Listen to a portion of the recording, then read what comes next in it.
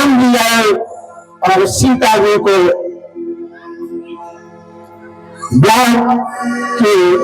ब्याह करने के बाद सीधे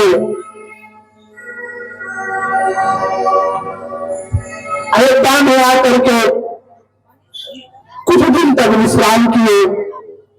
इसके बाद दशरथ की प्रतिज्ञा के अनुसार राम जी का वनवास हो जाता है। वनवास के बाद सीता हरण होता है। सीता हरण करने के बाद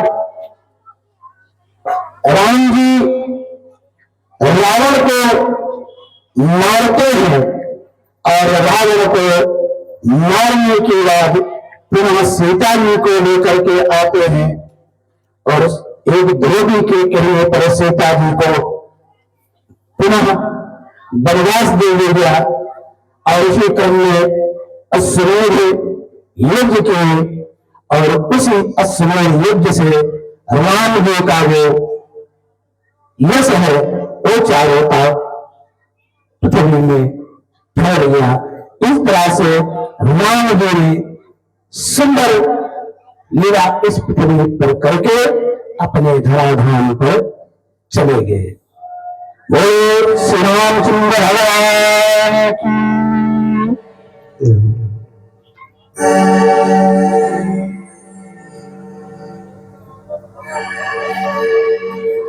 श्री सुखदेव जी कहते हैं कि सत्र के पुत्र अंधक, अंधक के 4 पुत्र कुकुर, भगवान सुशेर, कंबल दल। उनमें कुकुर का पुत्र हुआ बन, बन का विलोमा, विलोमा का कपोत रोमा और कपोत रोमा का अन हुआ। तिम्बरू गंधर्व के साथ उनकी बड़ी मित्रता थी। उनका पुत्र अंधक, अंधक का पुत्र दुंदुल, दुंदुल का अरुदेत, अरुदेत का पुनर्वस और पुनर्वस के आहुक नाम का पुत्र। आहुक नाम का एक पुत्र हुआ। आहुकी नाम के कन्या हुई।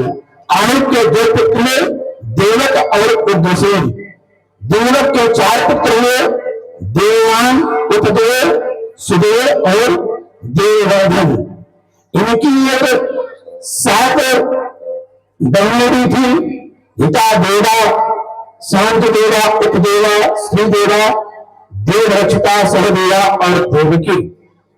वसुदेव ने इन सबके साथ विवाह किया। उग्रसेन के 9 लड़के थे। कंस, सुनामा, नागोध, कंक, शंक, सुहेल, राष्ट्रपाल, सृष्टि और पुष्टमान। उग्रसेन के 5 कन्याएं थी।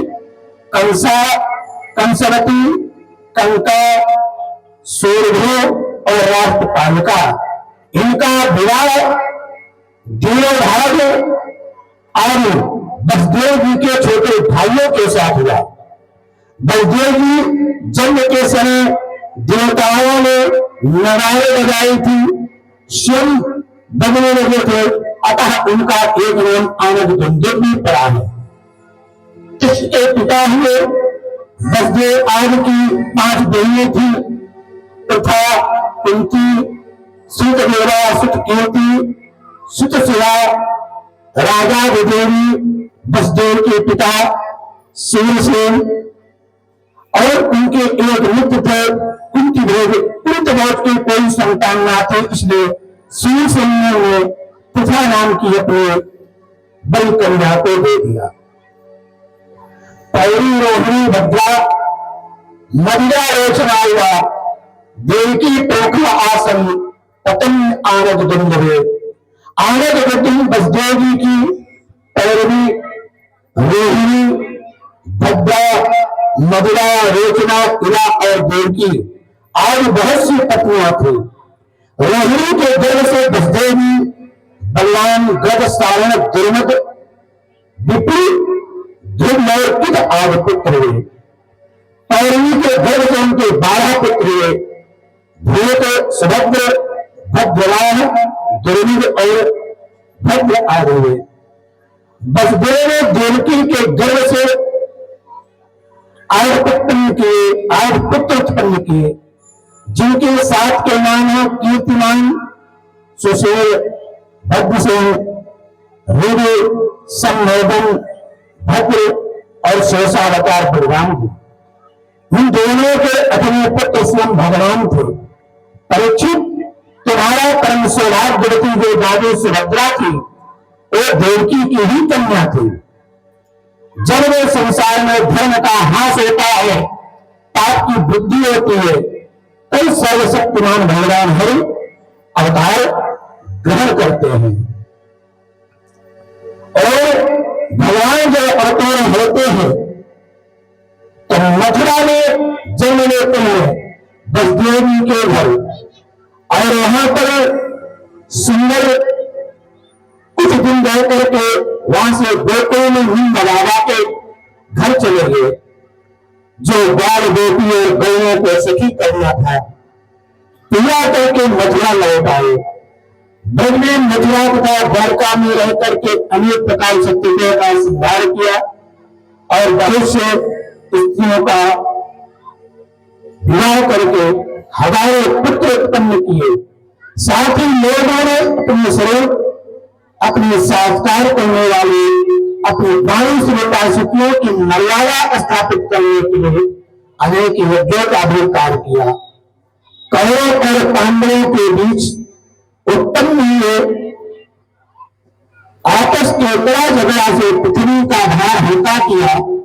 युद्ध में अपने बीच से सभी राजाओं को मार करके उनको विध्वंस करके अर्जुन की जीत का डंका लगा करके और सबको आत्म तत्व का उपदेश दिया और सबको एक भवन में लगा करके फिर अपने धर्म को भगवान भी पधार गए। इस तरह से 9 स्कंद में भगवान ने सुंदर अपने अपने परिकरों का, उनके वंशों का वर्णन किया है। और वसुदेव आयु जो 3 साल थे, इनमें लोग पांडव थे। पांडव लोगों ने भगवान की सुंदर आराधना करने लगे। भगवान जब तक इस पृथ्वी पर थे तब तक जितने भी पृथ्वी के सदस्य थे सब भगवान की आराधना करते थे और भगवान की भजन करते थे।